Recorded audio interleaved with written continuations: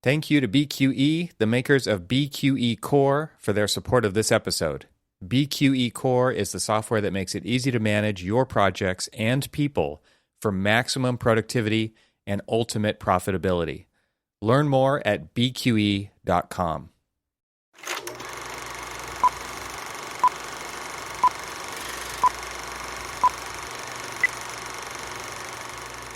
So, Cormac, you got an update for us here on your home situation? Oh, the home search. A quick update, Cormac. Update. Just give me a home. Well, so as you know, they've been traveling back and forth, doing the, I'm calling them the slingshot weekends. That sounds about right. Kind of a boomerang slingshot. Yeah. And so I think that the last time I told you that we have put in an offer was accepted. So then we were going through the process of everything. A couple of things came up that we've been working through. Everything comes up. This isn't a old house like some of the ones that I've been looking at, but this is a 1941 home. And, so it's going to have its issues. What? And things happen. Yeah. And things happen. But because banks want things to be perfect. Am I right? Like this is one of those things where it's kind of unwarranted level of perfection that they're looking for because they want a loan again. They want basically the most risk-free version of giving a loan to somebody because the house needs to be like in perfect working order. So you have that. So yes. But then you also have the layer of the VA who's even more stringent about that level of perfection. As well as, I don't remember the last time I bought a house, and it's been a while actually. But I don't remember the last time I bought a house either. Well, but I mean, did you have what was called a certificate of occupancy? I've done certificate of occupancies on new construction, but on a home sale. Right. But on a home that's been around since 1941. Exactly. No less. Wow. But so the city of Grosse Pointe Farms, where this house is, just a suburb of Detroit, it does require one. And so there was a whole bunch of issues that it had that popped up on it. And, so we were working on getting all of that stuff done. And so all of that said, we worked through all of the issues.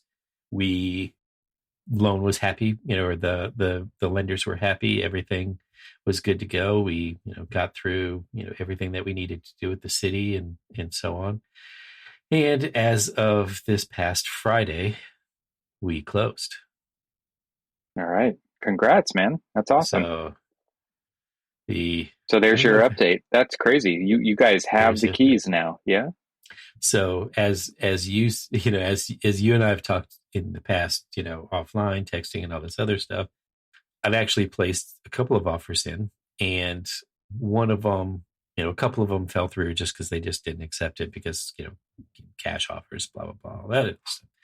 But then there was one that it looked like it was going to start going through, and then it just didn't go through. And, and you were just like, you're counting your chickens before they hatch.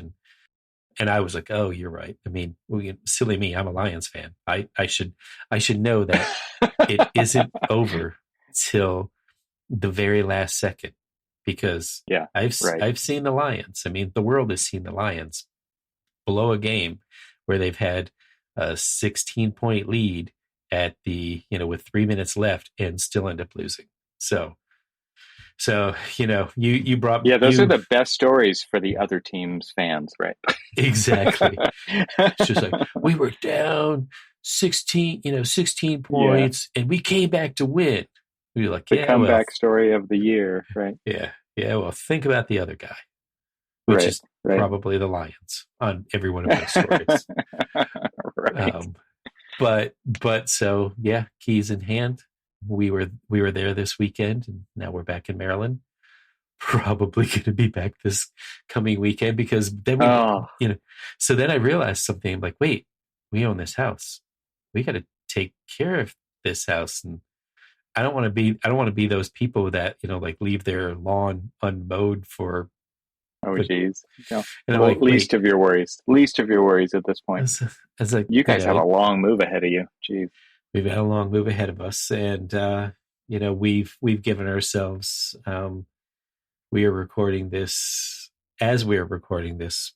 We are 5 weeks from the end of June, and so we want to be done by the end of June. I mean, we don't necessarily have to be done with this house where our lease is up at the end of July, but we want to be done by the end of June. Yeah, you want to get moving. Sure. So many things are going on. We want to get to our new town. We want to make sure that, we start setting the daughter up for her new school.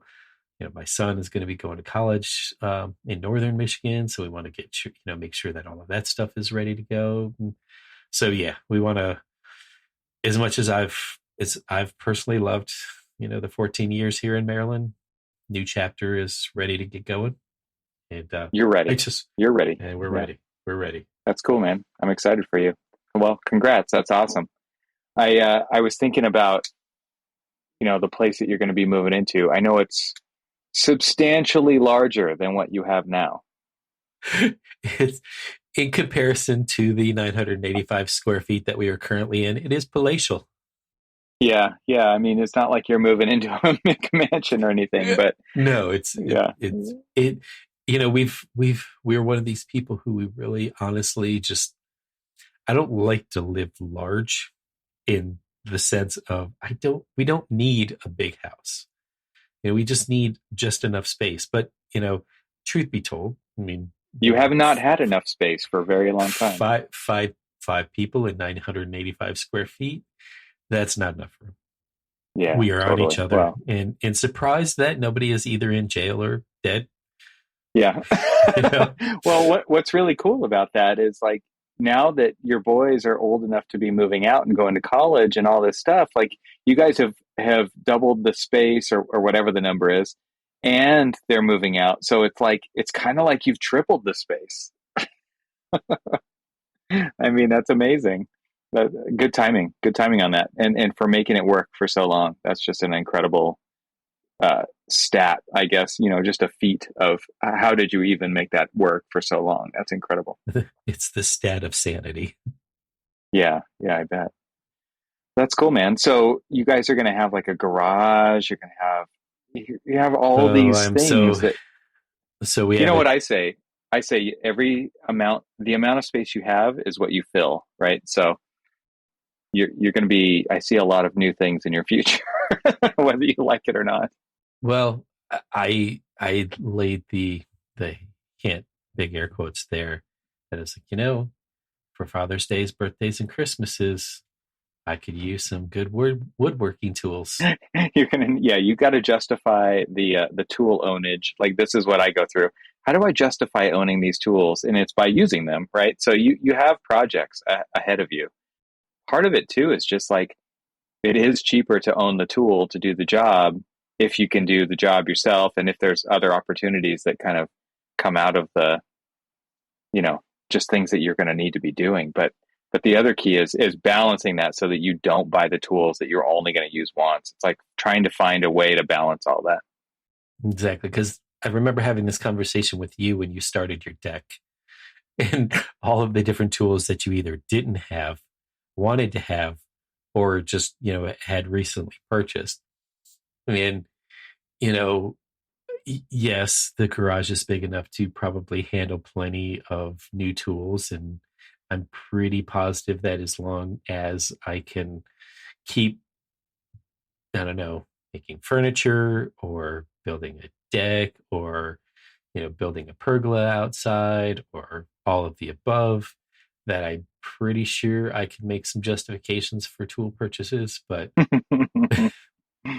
yeah, I mean, that's where these used sites actually come in pretty handy if you can pick them up at used prices instead of full price. And I will say this, that I am very excited about really honestly having a makerspace, because that was one thing that I haven't had here. I mean, we had a carport. We didn't have a garage. We didn't have a place to store tools. We didn't have a place to store, say a project car or any of those things. And now I actually am going to have those things and be able to actually do them. In the garage is actually pretty sizable. I mean, it's it's 2 cars wide, obviously. As I've said it like 15 times now, but it's also pretty deep.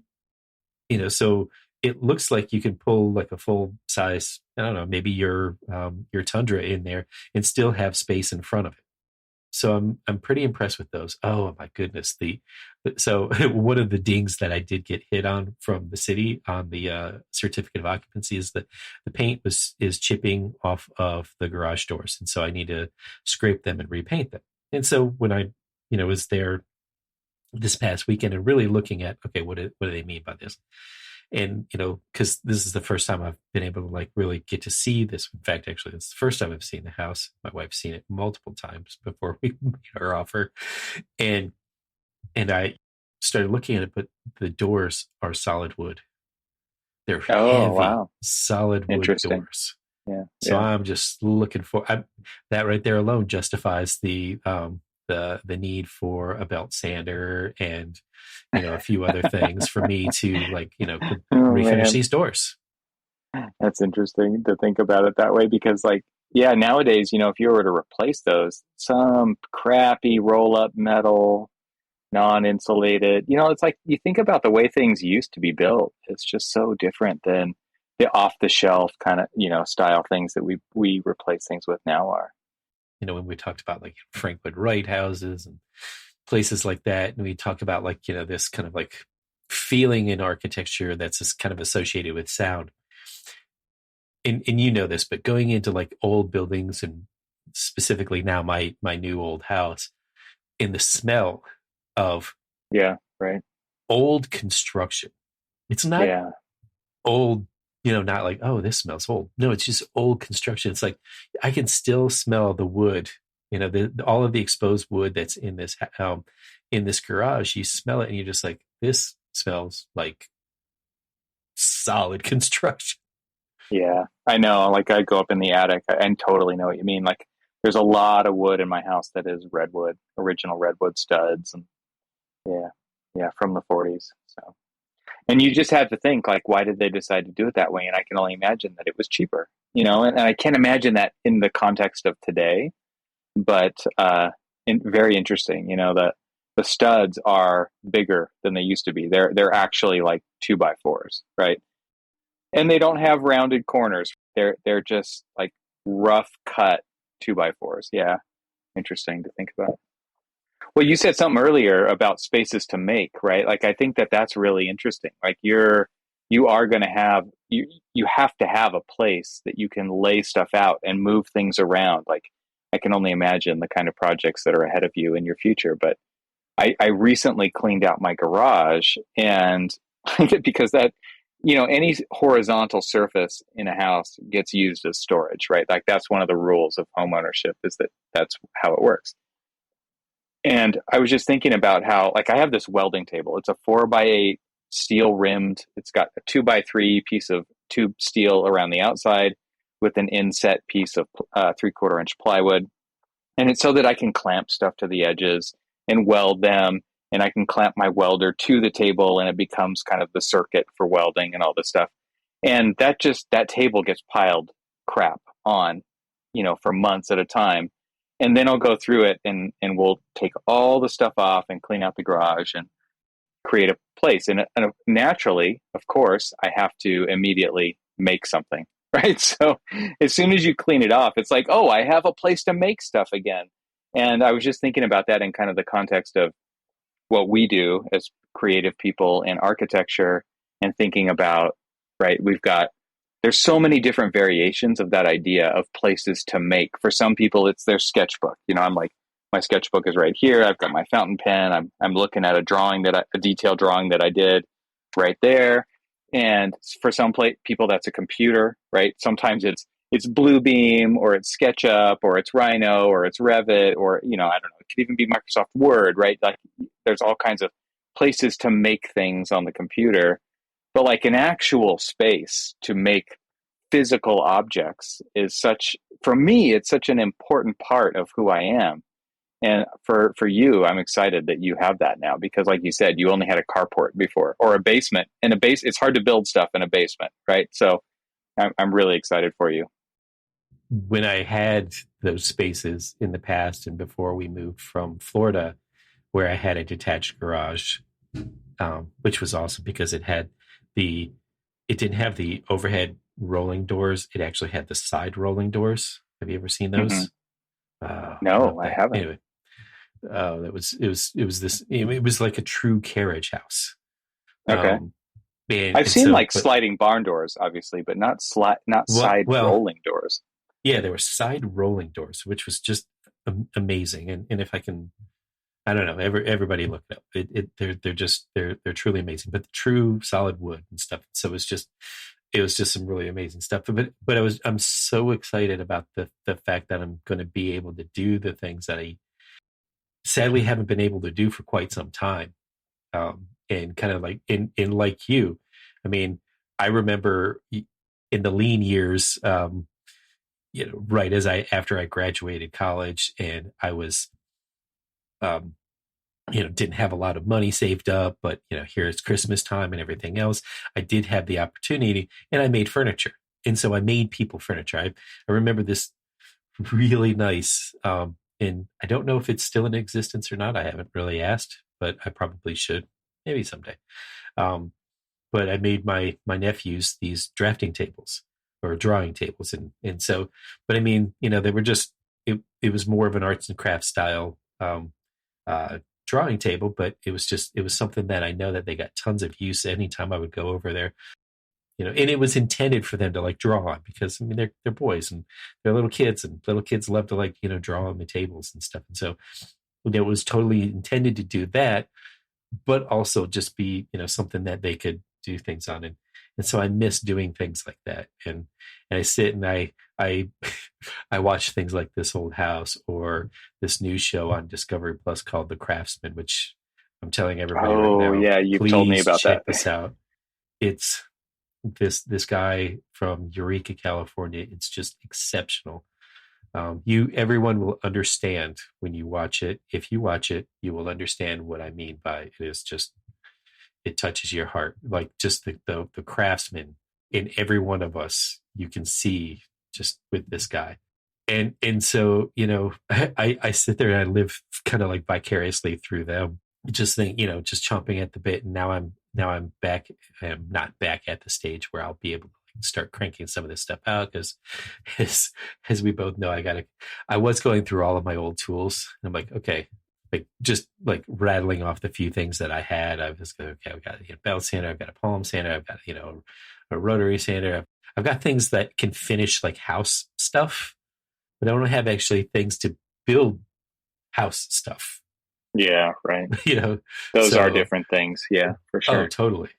So yeah, I am really excited about the makerspace aspect of just home ownership. And I know that, we've got so many of our friends who have like undertaken, like you, a lot of these big, massive home projects. I mean, like Laura, right? Laura Teagarden. Yeah, exactly. Mark Page with his beautiful house in New York before he sold it, and his beautiful house down in the Carolinas now. It's just these things that it's just kind of innate in us that yes, we love to draw, but I think there's a creator in every single architect, and to be able to have a space to be able to do that. Let's take a quick break to share more about our sponsors. Systems and standard operating procedures. You already know that's how to build a profitable business and find the freedom you want. You need systems and procedures. But you struggle with choosing the systems you need most and how to implement those systems quickly so you can get back to doing what you love most.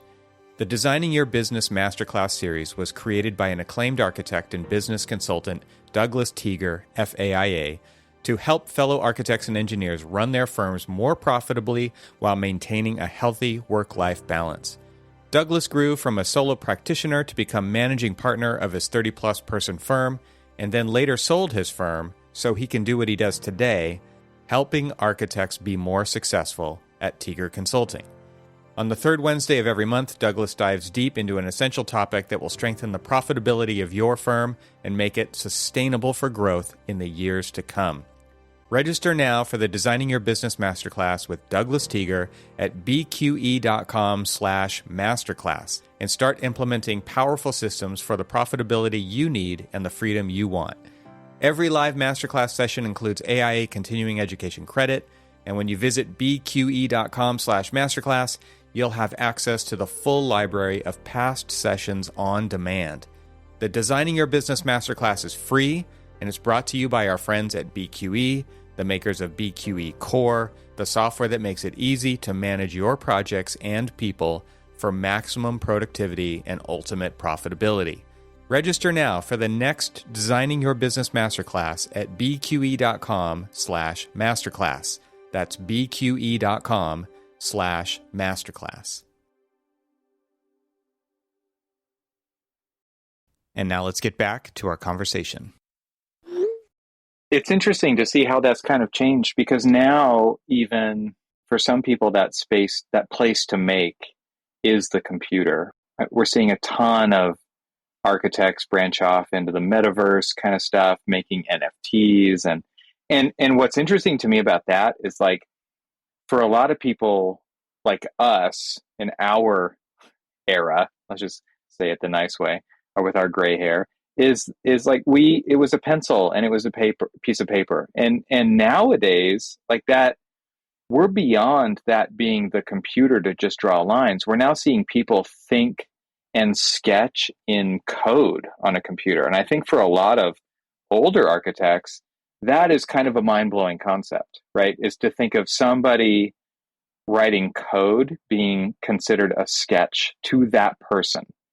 And I think that's pretty amazing to think about how people can create tools on the computer instead of just using tools, but actually create those tools using code, using visual programming and Rhino and Dynamo to actually then make other things with that they could reuse in the future, right? So it really is a tool in, like, that sense of the word, where it's like, I'm going to use it now and I could use it again in 2 years, or I could use it again in 2 weeks. And that those become tools for what we do, for creativity, for thought, for things like that. I think that's really, really interesting. But and I agree with you. Like, I don't know if everybody has that need to create as far as, like, physical objects go, but I do think that there is that need to create and formalize things that were just ideas into something else. Yeah, and maybe you're right. I mean, maybe it's not, creating a physical thing, but creating nonetheless. I mean, because we are, like, the profession itself is moving, moved to the digital world. Although, what's interesting is a small counterpoint to what you just said. We, our office, because we've got multiple offices, and obviously right now with everybody still working from home, we're spread out all over the place. So we had this collaboration day. It was mostly all virtual, and I got into numerous breakout rooms throughout the day, chatting with, people that I know, people that I've never met before. It's just amazing how many people have joined the firm since we've been in work from home mode, that, there's just so many people. It's just like, almost like, who is that? Like, every meeting it's just like, who's this? But I was talking. I've never seen you before. Please, Yeah. let's do a roll call. Yeah, it's just like, hi, how are you? Who are you? But one of the interesting things is that, I was on a group where it was me, another, let's just call it old codger of the profession, and then a bunch of young people. And the young people, and so it was just, we were talking about, where do you see the firm going? Where do you see both the firm and the profession in the next 5 years?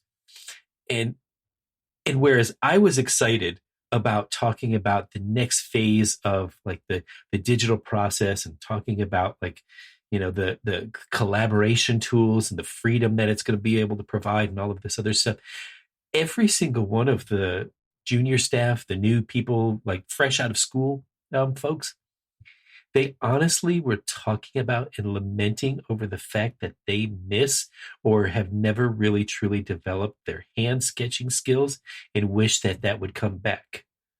What? It I am was so surprised to hear that. I was too. I totally was too, because here I was excited because I thought I was going to be connecting with them, because I was talking more of like what I thought their language was, which was this shift, this move, this dynamic of, the digital age, like our digital age in the profession.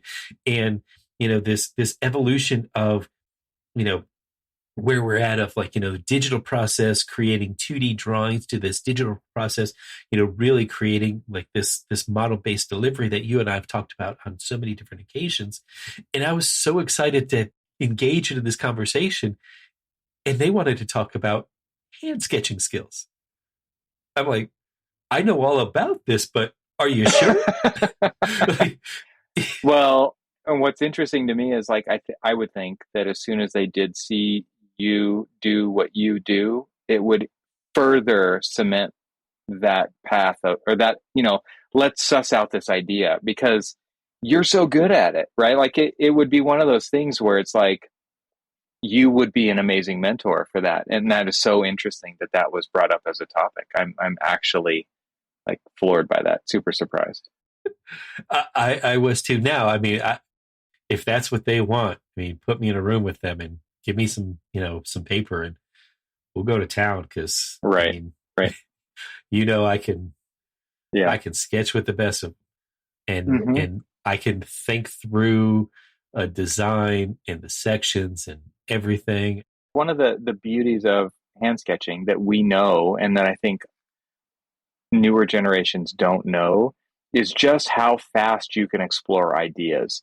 And I'm totally just like throwing a dart at the wall there. I don't know if people know that or not, but I kind of assume that they don't.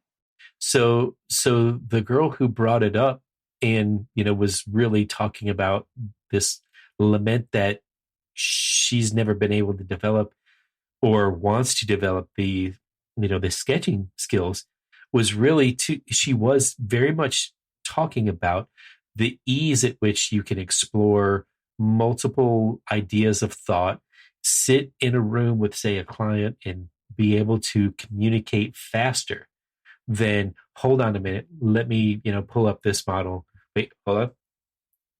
Right. About 15 more minutes. Hold on. Revit's opening. Hold on. Well, there's that part, but there's also just like the accuracy argument, which is like it forces you to think in terms of accuracy. And by accuracy, I don't mean like Nat's ass accuracy, right? But I do mean like it's very difficult to not draw with that in mind. Whereas sketching, you actually have to put a lot of thought into making things to scale. And it actually takes a lot of discipline and, I don't know, just skills to get to the point where you can sketch to scale roughly, right? Not even accurately, but roughly. And I think like it is just a totally different mindset and approach. Whereas when you're in the computer, especially a tool like SketchUp or Revit, where you are drawing to scale and you start copying lines and moving lines, and you're always typing in a number. You're never just like grabbing something and moving it around and making it look loose. And I think that is one of the reasons why people are, I don't know, it's kind of disconnected from the idea of sketching at all to me. True sketching. Did I ever tell you this story of when I was working on the Duke School of Nursing project and everything was under construction? And we go into this room, and this is the executive conference room. And you walk in there, and they had mounted. So because it was the executive conference room and it was kind of like bounded, it was in the center of the space, and it was bounded by a bunch of offices and everything else. But we had a bunch of clear story up high to try to pull in natural light because it was kind of in the center of the space. Anyway, because of the type of windows that we had and where they were, they put them in there. But what happened was that they when they mounted them in, not using the dimensions that, they submitted an RFI and said, oh, these are different height windows than the ones that, you had, originally done. And so we had given them new drawings and stuff like that. Well, the CM had the drawings and distributed them, but the actual trades that were putting them in didn't have them on hand. So they just put them in based off of the actual working drawings. So the working drawings were there. So again, these are STC 55 windows. So, they're like, they're like big beefy suckers. Right. And so we were like, oh crap, but we've got wood panels. They've come in and they've measured all of these wood panels that are going to go in between the floor as kind of like this wainscoting that's going all the way around and everything else. And so basically nothing was going to align. And I'm like, oh no, this is the executive conference. I mean, this is where the dean of the school is going to be on. We expect alignment at this level. Well, I mean, we expect it to look, I just really don't want it to look half-assed. And so here I am. And so I start, like, okay, wait, I think I've got some ideas. And I start sketching, kind of like some built up molding and all of this other stuff that aligns with the doors on either side, aligns with the windows. And it basically kind of encapsulates the windows into this wainscoting. So it takes the belt line from below the windows to above the windows. And it ended up looking, I think it actually looked really nice. But I sat there and I sketched it all out on the wall right next to where we were going to do this installation.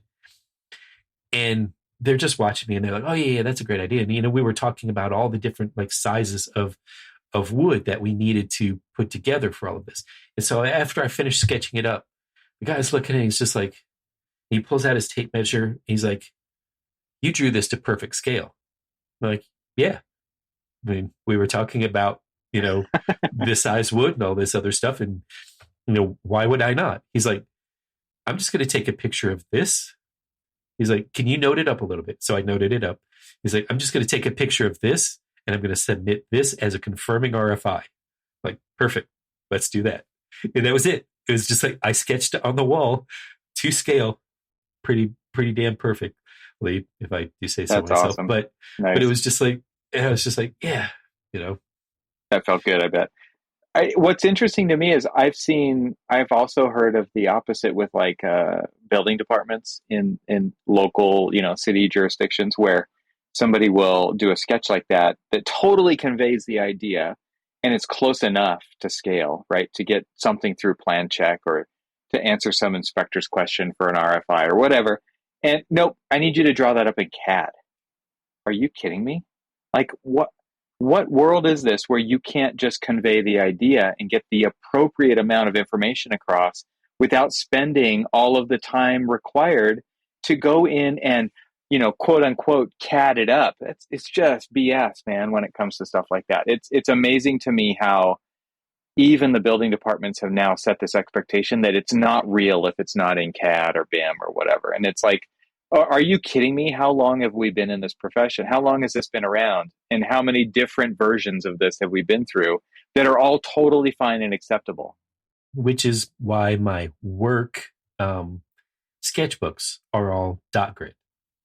Because, if I'm going to like sketch something up in my book and commit it to like, the pages of my book and stuff, I'm going to do it to scale. And if I need a little, prompt by, like, okay, 4 of these dots, that's 1 inch. And, so, here's a 1/4 inch per or whatever. You're able to do that. And I literally could take that and submit that to anybody and have them build that because it's to scale. And just, it's so funny that you say that because I've had that happen on numerous occasions where some people will say, oh yeah, just, a hand sketch will be fine. And then you submit a hand sketch and they're like, well, what is this? Like, it's a hand sketch. They're like, oh no, I just meant a CAD drawing on an 8.5 by 11. They're like, that's not a hand sketch. That's a CAD drawing on an 8.5 by 11. Oh my God. Not a hand sketch. That's infuriating. I was like, but here, look, here's the CAD, here's the hand sketch. Please tell me what the difference is, other than one, in my own personal opinion, looks better than the other one. Right. It is interesting. So what are you guys planning to do with this new idea of pursuing, hand sketching as a, I don't know, a craft, a communication style? Like, where do you think that that's going to go? Well, so the first thing that I want to do is I want to actually, so we've got the inner office communication called the Square, and everybody, writes these Square posts and stuff. And so I've been crafting a Square post talking about, kind of like what we had discussed, because I don't want to let it go. Because if there are people who are really interested in learning this and developing this craft and honing it, there are so many gifted architects in our office that are master hand sketchers that I feel like this is something that we can definitely do as just a bonding exercise, whatever you want to call it. I mean, I just think it's something that professional development, I would label it under that. Professional development. I mean, when we finally started going back to the office and the frustration of like this particular project that I'm on, being an international project, a lot of new people in the firm who don't really know the expectations of ASG, but then, are just either new or whatever. And so when we finally got into the office and we're sitting here and it's just like, can I just have like a half a day of your time? And that's them asking me, can I have a half a day of your time just to go through all these different issues? And so I'm like, sure. And so I'm sitting next to them, and they're clicking through in Revit all of the different ideas and stuff. It's just like, look, I need to figure out this. So I pull out Trace, my big fat marker, and I'm, going through and I'm drawing things out and I'm doing everything. And they're talking back and forth over the paper, not over the screen, but over the paper. And we're developing ideas and working through ideas and saying, no, that doesn't work. Let's go on to the next one. And getting it to the point where we both felt comfortable with it.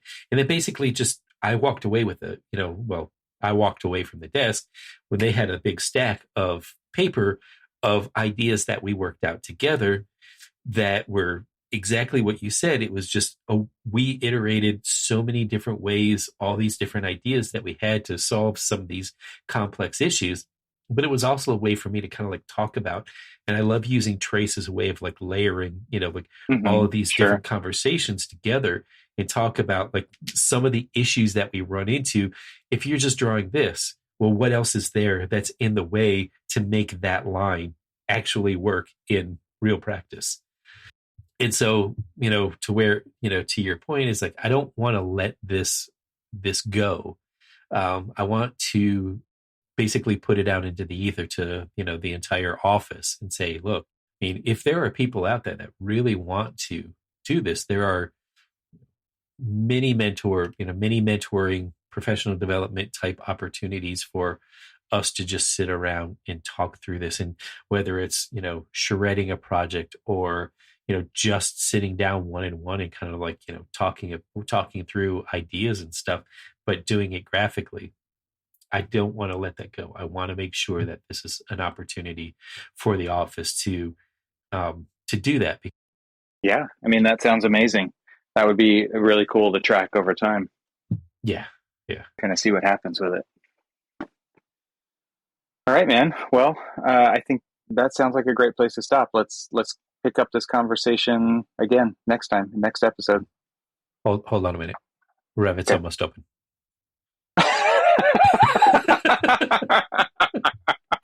Oh man, you got me. Where was it? Oh, that was good. Thank you to BQE, the makers of BQE Core, for their support of this podcast episode. Visit bqe.com/masterclass to register for the next Designing Your Business Masterclass. Thanks for listening. This show is part of the Gable Media Podcast Network. See all the shows at gablemedia.com. That's GABLMEDIA.com. You can help support what we're doing here by leaving a 5-star review on Apple Podcasts to help get the word out, and don't forget to share it with your friends. We'd love to hear from you, so leave a comment on the website at archispeakpodcast.com, where you can find our entire catalog of shows. Talk to you soon.